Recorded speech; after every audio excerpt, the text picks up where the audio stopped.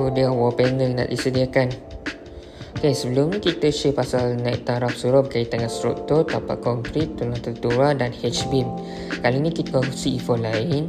Antaranya ialah beam melintang. Fungsinya ialah menghubungkan tiang untuk mengelakkan pergerakan struktur, menyediakan tapak kuat untuk lantai tingkat atas dan menyokong beban tambahan dari atap. Yang kedua adalah cross bracing ataupun X support.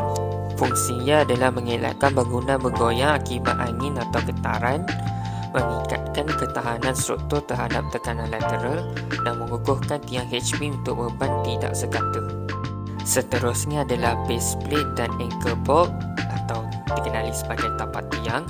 Fungsinya ialah menyambungkan tiang dengan tapak konkrit, mencegah pergerakan tiang akibat beban mendekat dan lateral, mengukuhkan sambungan antara konkrit dan tiang H-beam. Kali ini kita akan cerita pasal struktur lantai dan tingkat atas. Untuk lantai tingkat atas, beberapa pilihan yang kami gunakan antaranya ialah steel decking dengan lantai simen. Lapisan bawah guna hollow steel decking ukuran 50mm, darab 100mm, darab 1.9mm bersamaan dengan 34 batang. Terdapat beberapa kelebihan dan kekurangan, antaranya ialah ringan, lebih cepat dipasang dan kekurangannya adalah dia tak kedap bunyi.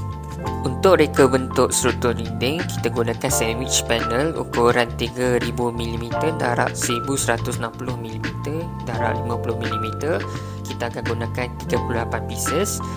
Dan sudut tengah bangunan kita gunakan 100mm, darab 100mm, darab 1.9mm bersamaan dengan 8 batang. Jenisnya adalah Industrialized Building System. Kami akan gunakan atap metal deck PU 24 kaki bersamaan dengan 22 pieces. Inilah spesifikasi besi yang kami akan gunakan untuk metal deck PU. Dan letak struktur dinding, barulah nampak bentuk bangunan dalam realiti. Tak lama lagi kita akan terangkan tentang interior design dan surau dewan pun dah nak siap. Nak tunggu part seterusnya? Jangan lupa like, follow and share untuk konten seterusnya.